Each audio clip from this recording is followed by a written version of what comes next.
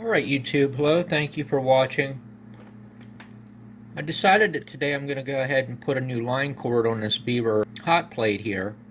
The one that was on it was 32 inches long. Not much of a, you really can't even call that a line cord at all. Just wanted to show you something here I ran into that may be important to anybody that buys one of these things and just simply can't use it and has to put another cord on it. And that is this.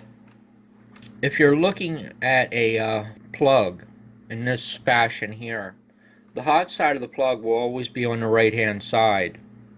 So if you're looking at the receptacle to it as well, you may notice that one side of the receptacle is much wider, has a wider blade on it, top to bottom, than the right side does. The right side has the shortest width of blade, and that always denotes the hot side of the receptacle.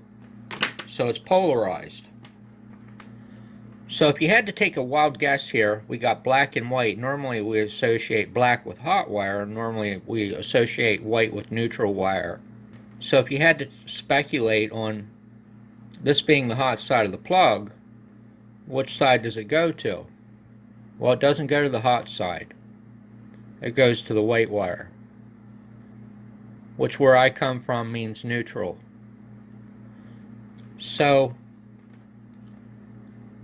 kind of glad I caught that. I don't know what effect that would have on this unit without having a schematic. It almost looks like this most certainly has a triac in it to control the pulsing to the heating element.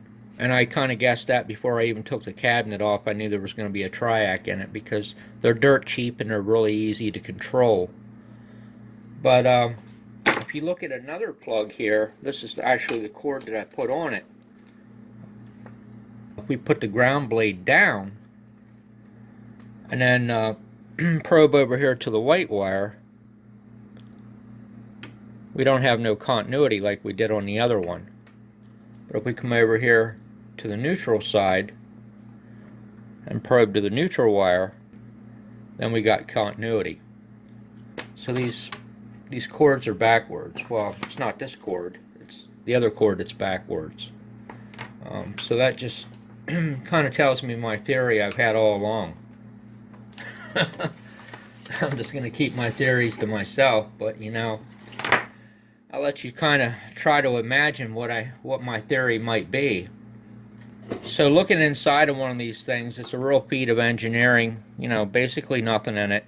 Everything was spot soldered. I mean, it was an electrical police nightmare. I heard the sirens going off as soon as I took the screws out of it.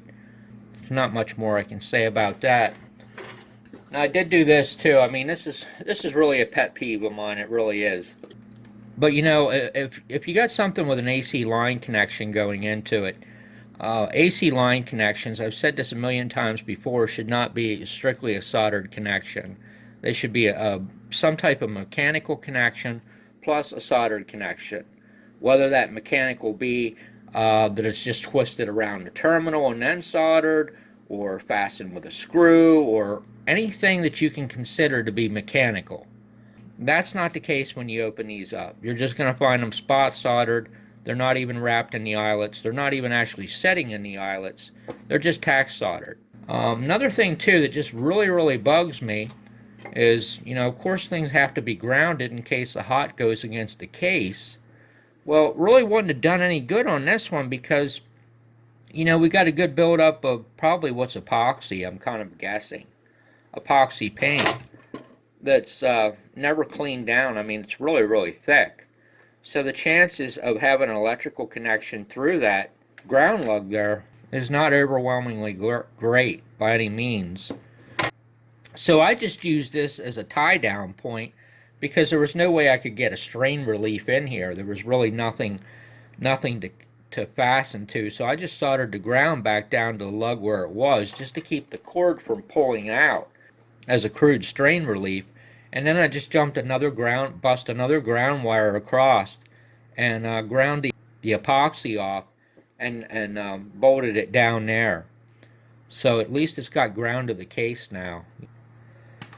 So yeah, that's about all I can say about this at this point. So I just wanted to throw that out there. If you go ahead and put a cord on these, make sure you check your cords. That's about all I can say. So I appreciate you watching my video very much. Take care. Have a nice day.